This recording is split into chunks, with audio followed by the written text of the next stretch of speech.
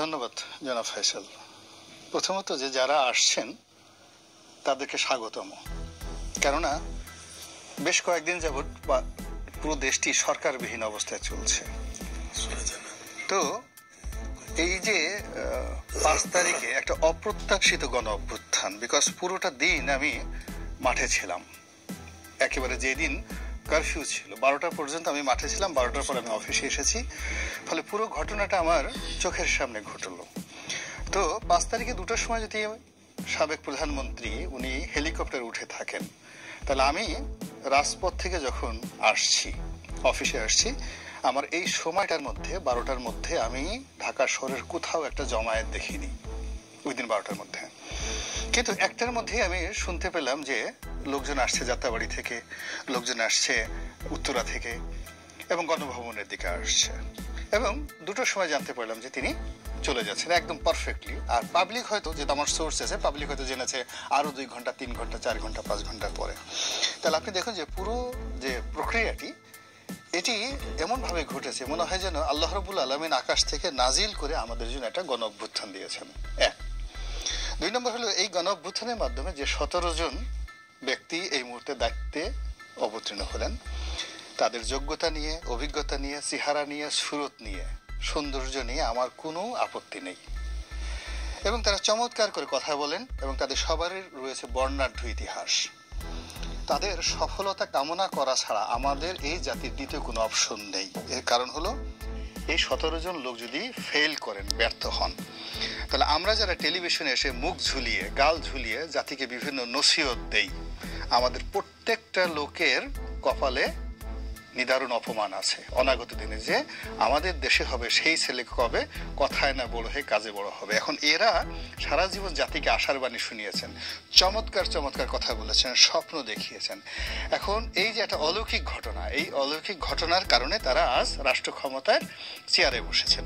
চেয়ারে বসার পর ডক্টর আসিফ নজরুল, রেজওয়ানা চৌধুরী, মানে রেজওয়ানা, সারা, যারা যারা বসছেন এরা সবাই আমার খুব ঘনিষ্ঠজন, কাছের, ইনক্লুডিং ডক্টর ইউনূস সাহেব সহ।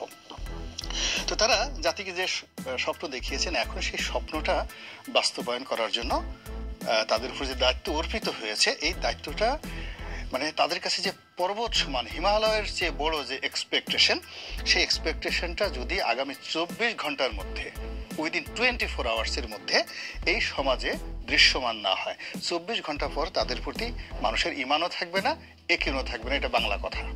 24 ঘন্টা পর তাদের ব্যাপারে কারো কোনো আকর্ষণ থাকবে না। এখন এই 24 ঘন্টার সমস্যা কি? পুলিশ এখন পর্যন্ত স্টেশন যায়নি, আমাদের ছেলেমেয়েরা তারা রাস্তা পরিষ্কার করছে, রাস্তায় ট্রাফিক দিচ্ছে।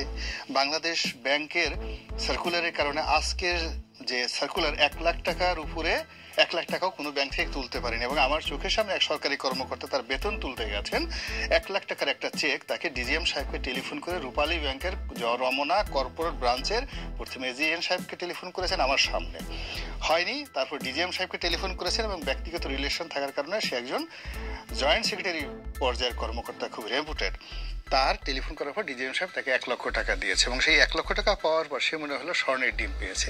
এই জিনিস 24 ঘন্টার বেশি চলবে না।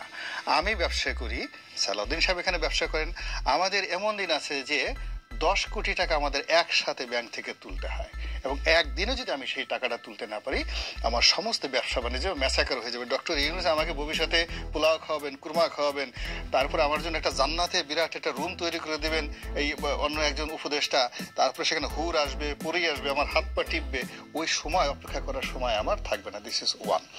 সেকেন্ড থিং হলো, এই মুহূর্তে আমি যে ভয়াবহ বিপদ এই 17 জনের মধ্যে দেখতে পাচ্ছি, এদের কেউই প্রো পিউপিল নয়, মানে তাদের সঙ্গে জনগণের সাথে, মাস পিউপিলের সাথে যে পলিটিক্যাল কানেক্টিভিটি এদের কারোর নেই, কোনো নেই। They do not have any political connectivity. They have, তারা অনেক ভালো জ্ঞানী, গুণী, সমস্ত কিছু। 2 নম্বর হলো যে রাজনীতির 90% প্রবলেম সলভ হয় হলো জনগণের সাথে কথাবার্তা এবং তাদের সাথে আলাপ আলোচনার মাধ্যমে। এই কারোর মধ্যে এই পলিটিক্যাল মানে যাকে বলে কানেক্টিভিটি নেই, এটা তাদের একটা বড় সমস্যা। তারা যদি মোবাইল ফোন খোলা না রাখে, দরজা বন্ধ রাখে, এই 24 ঘন্টা পরে তারা আর বেরোতে পারবে না। দরজা খোলা রাখতে হবে, মোবাইল ফোন ওকে করা লাগবে, আর কোনো রকম মানে ঘুরিয়ে পেঁচিয়ে কথা বলা যাবে না। মানে সুন্দরভাবে কথা বলতে হবে। সেকেন্ড ঠিক হলো তারা ওখানে মানে কি বলবো, ওখানে যে কাজের জন্য গেছেন ইটস অ্যাডমিনিস্ট্রেটিভ ওয়ার্ক, প্রশাসনিক দপ্তর। একজন লোক এই যে যারা বসছেন, সেই 30 বছর চাকরি করার পর তিনি একজন সচিব হবেন, তিনি একজন মেজর জেনারেল হবেন, তিনি একজন আইজি হবেন। তো তিনি তাকে স্যালুট দিবেন, স্যার বলবেন, তার সামনে ফাইল নিয়ে দাঁড়িয়ে থাকবেন। তো ওই জিনিসটা হজম করার জন্য শারীরিক মানসিক প্রস্তুতি দরকার। আমার বিশ্বাস তাদের সেই প্রস্তুতিটা এখন পর্যন্ত আজকে এই অনুষ্ঠান তাদের দেখে তাদের প্র্যাকটিস করতে হবে। আমি জাস্ট একটা সাধারণ কথা বলি। একজন প্রতিমন্ত্রী যখন প্রতিমন্ত্রী হয়ে গেল, স্বরাষ্ট্র প্রতিমন্ত্রী শামসুল হক টুকু, তো আমার কাছে গেল, যার পরে আমাকে বলতেছে যে রনি আমি তো মন্ত্রী হয়ে আসছি পার্লামেন্টে, ইন ফ্রন্ট অফ 20-30 জন লোক, আমি সাক্ষী দিয়ে বলতে পারবো সবার সামনে এই ঘটনা। তো আপনি মন্ত্রী হয়েছেন নাকি? আমি বললাম আপনি মন্ত্রী হয়েছেন নাকি, আপনাকে স্যালুট দেয়, পুলিশের আইজি স্যালুট দেয়? তা আমি বললাম যে, সে বলে যে হ্যাঁ দেয়। না রে ভাই, আমার পছন্দ হয় না। তো বলছে রনি তুমি কিন্তু আমার বলছে তোমার কাছে আমি টাকার জন্য গেছিলাম, আমার কিন্তু 5,000 টাকা দেওয়া নাই। আমি দূর মিয়া, আপনি নমিনেশন পাবেন আমি জানতাম নাকি? যদি জানতাম তাহলে তো আপনার আমি 50,000 টাকা দিয়ে দিতেন তখন। শামসুল হক টুকু তো বলছে ভাই তুমি হাসা কথা কইছাও, এই কথা সবাই আমারে বলে। তা এখন তারপরে আমি বললাম যে আপনাকে কেউ স্যালুট ঠেলুট দেয় নাকি? মানে দেয় না মানে? আমি বললাম না দেয় না, আপনাকে স্যালুট দিতে পারে না। আপনি দেখান তো কিভাবে স্যালুট দেয়। তো সে পার্লামেন্টে দাঁড়িয়ে দাঁড়িয়ে সে আমাকে দেখাচ্ছে, অভিনয় করে এইভাবে তাকে আইজি সাহেব স্যালুট দিচ্ছে। ভালো কথা। আমি নজরুল ইসলাম বাবু ডাকলাম, এই বাবু এদিকে আসো, এই ইকবালুর রহিম এদিকে আসো, এই মোরাজ্জং এদিকে আসো, দাঁড়াও দেখো টুকু সাহেবরে নাকি আইজি সাহেব স্যালুট দেয়, দেখো তো স্যালুটটা হয়েছে নাকি, আবার দেখান।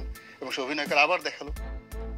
ফলে এই যে দেখুন যে একটা সম্মান গ্রহণ করার মতো যদি তার মন মানসিকতা চরিত্র না থাকে, ওই অযোগ্য লোককে ওই জায়গাতে বসালে কি অবস্থা হয় তার বাস্তব প্রমাণ জননেত্রী শেখ হাসিনা এই বাংলাদেশে দেখাই গেছে।